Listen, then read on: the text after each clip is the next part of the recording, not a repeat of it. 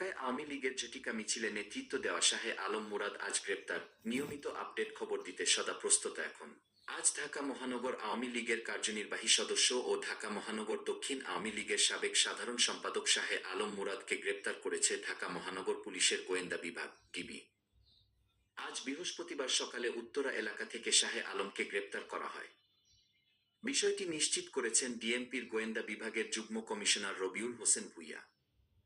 ডিবির আরেক যুগ্ম কমিশনার নাসিরুল ইসলাম বলেন, শাহে আলম ৬ এপ্রিল সকালে রাজধানীতে আওয়ামী লীগের ঝটিকা মিছিলের নেতৃত্বে ছিলেন। তার বিরুদ্ধে ৬টি ফৌজদারি মামলা রয়েছে।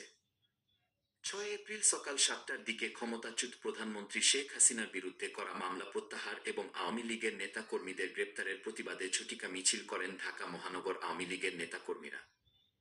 মিছিলটি বায়তুল মোকাররম মসজিদের দক্ষিণ গেট থেকে শুরু হয়ে আওয়ামী লীগের কেন্দ্রীয় কার্যালয়ের সামনে গিয়ে শেষ হয়। পরে মিছিলের একটি ভিডিও সামাজিক যোগাযোগ মাধ্যমে ছড়িয়ে পড়ে। এই মিছিলে শাহে আলম নেতৃত্ব দেন বলে পুলিশ জানিয়েছে। গত ৫ আগস্ট শেখ হাসিনার নেতৃত্বাধীন আওয়ামী লীগ সরকারকে ছাত্র জনতার অভ্যুত্থানে ক্ষমতাচ্যুত করা হয়। এরপর থেকে আওয়ামী লীগের নেতাকর্মীরা পলাতক ও আত্মগোপনে দেশে বিদেশে অবস্থান করছেন। তাদের বিরুদ্ধে একাধিক মামলা রয়েছে। উপজেলা কৃষক লীগের সভাপতি আজ গ্রেপ্তার। চট্টগ্রামের আনোয়ারা উপজেলা কৃষক লীগের সভাপতিকে গ্রেপ্তার করেছে পুলিশ। আজ বুধবার বিকেলে পার্কি সমুদ্র সৈকত এলাকা থেকে তাকে গ্রেপ্তার করা হয়। গ্রেপ্তার ব্যক্তির নাম নুরুল আনোয়ার ৫৫। তিনি উপজেলার বার্স্ত ইউনিয়নের ৪ নম্বর ওয়ার্ডের দুধকুমরা গ্রামের মৃত আব্দুস ছাত্তারের পুত্র এবং সাবেক অর্থ প্রতিমন্ত্রী ওয়াসিকা আয়েশা খানের অনুসারী। থানা সূত্র জানায়, আনোয়ারা থানার ভারপ্রাপ্ত কর্মকর্তা ওসি মো. মনির হোসেন বলেন, বিএনপির মিছিলে হামলার মামলায় নুরুল আনোয়ারকে গ্রেপ্তার করা হয়েছে।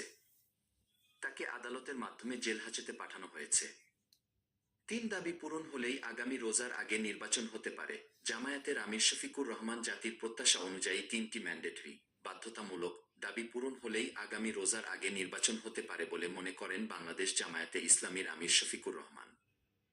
ইউরোপ ও যুক্তরাজ্য সফর শেষে আজ বৃহস্পতিবার রাজধানীর হোটেল ওয়েস্টিনে আয়োজিত মিট দ্য প্রেস অনুষ্ঠানে শফিকুর রহমান এ কথা বলেন। শফিকুর রহমান বলেন, হাজার প্রাণের বিনিময়ে, হাজার হাজার মানুষের পঙ্গুত্বের বিনিময়ে, আহত হওয়ার বিনিময়ে দেশে এই পরিবর্তন এসেছে। তাই অবশ্যই সংস্কার সাধন করতেই হবে। এই সংস্কার কারা করবে? সংস্কারের প্রধান অংশীজন হল রাজনৈতিক দলগুলো। রাজনৈতিক দলগুলো যত তাড়াতাড়ি ও আন্তরিকতার সঙ্গে সংস্কারে সহযোগিতা করবে, তত তাড়াতাড়ি নির্বাচনের পরিবেশ তৈরি হবে। সংস্কার যদি না হয়, তাহলে সংস্কারের মাধ্যমে নির্বাচনের সুষ্ঠু পরিবেশ তৈরির বিষয়ে দেশের মানুষের যে প্রত্যাশা, সেটি পূরণ না হয়ে নির্বাচন অনুষ্ঠিত হয়ে পড়বে। আর তার দায় রাজনৈতিক দলগুলোকে নিতে হবে।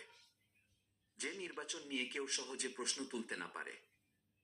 ডেস্টিনির এমডি রফিকুল আমিন আজ জাতির সামনে নতুন রাজনৈতিক দল আনলেন। এর যাত্রা শুরু করলেন। তার দলের নাম হলো আম জনতা পার্টি। ডেস্টিনি গ্রুপের ব্যবস্থাপনা পরিচালক মোহাম্মদ রফিকুল আমিনের নেতৃত্বে আত্মপ্রকাশ করেছে নতুন রাজনৈতিক দল বাংলাদেশ আম জনতা পার্টি। আজ বৃহস্পতিবার ঢাকার বনানীতে একটি হোটেলে আয়োজিত অনুষ্ঠানে দলটি আত্মপ্রকাশ করে। আত্মপ্রকাশকালে দলের ঘোষণাপত্র পাঠ করেন নতুন এই দলের আহ্বায়ক মোহাম্মদ রফিকুল আমিন। এ সময় তিনি দলটির পক্ষ থেকে ৯ দফা কর্মসূচি ঘোষণা করেন। দলের সদস্য সচিবের দায়িত্ব পেয়েছেন গণ অধিকার পরিষদ থেকে পদত্যাগ করে আসা ফাতিমা তাসনিম। ২৯৭ সদস্যের কেন্দ্রীয় কমিটি ঘোষণা করেছে এই দল। আত্মপ্রকাশকালে রফিকুল আমিন বলেন, বৈষম্যহীন সমাজ প্রতিষ্ঠা করা, সামাজিক ন্যায়বিচার নিশ্চিত করার মাধ্যমে সুশাসন প্রতিষ্ঠা করা এবং বাংলাদেশের সাধারণ জনগণকে রাজনৈতিকভাবে সচেতন করে তোলার লক্ষ্যে বাংলাদেশের আপামর জনতা বাংলাদেশ আম জনতা পার্টি বিজেপি নামে একটি নতুন গণতান্ত্রিক রাজনৈতিক দল প্রতিষ্ঠা করেছে। বাংলাদেশ আম জনতা পার্টির স্লোগান হল, শিক্ষা সমতা সুবিচার, যেখানে আম জনতা হাঁটবে সেখানে। বিজেপির এই আহ্বায়ক বলেন, মুক্তিযুদ্ধ ও জুলাই ২-৪-এর গণ অভ্যুত্থানের চেতনা ধারণ, প্রতিরক্ষা ব্যবস্থা শক্তিশালীকরণ ও সার্বভৌমত্ব বজায় রাখা, আইনের সুশাসন, সবার জন্য শিক্ষা, দুর্নীতিমুক্ত প্রাতিষ্ঠানিক ব্যবস্থা, সন্ত্রাসবাদ, জঙ্গিবাদ ও সাম্প্রদায়িকতা প্রতিরোধ, জেন্ডার সমতা ও নারীর ক্ষমতায়নের লক্ষ্যে আয় বৈষম্য নিরসন ও সামাজিক সুরক্ষা, ধর্মীয় সংখ্যালঘু, অনুন্নত সম্প্রদায় এবং অনগ্রসর গোষ্ঠীর প্রতি বিশেষ দৃষ্টি প্রদান করা হবে বাংলাদেশ আম জনতা পার্টির মূল ভিত্তি।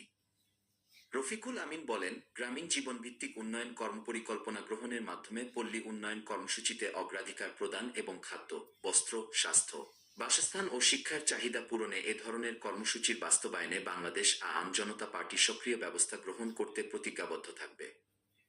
স্বাধীন ও স্বয়ংসম্পূর্ণ বিচার বিভাগের জন্য নির্বাহী বিভাগ থেকে পৃথককরণ, প্রাতিষ্ঠানিক কাঠামো ঢেলে সাজানো ও সকল প্রকার প্রভাবমুক্ত বিচার কার্যক্রম পরিচালনার লক্ষ্যে বাংলাদেশ আওয়ামী জনতা পার্টি প্রতিজ্ঞাবদ্ধ থাকবে বলেও ঘোষণাপত্রে উল্লেখ করা হয়। অনুষ্ঠানে বাংলাদেশ জনতার দলের সদস্য সচিব আজম খান, এবি পার্টির vice chairman colonel of. Didarul Alam, নিরাপদ সড়ক চাই এর প্রতিষ্ঠাতা চেয়ারম্যান ইলিয়াস কাঞ্চন সহ বিভিন্ন ব্যক্তি উপস্থিত ছিলেন।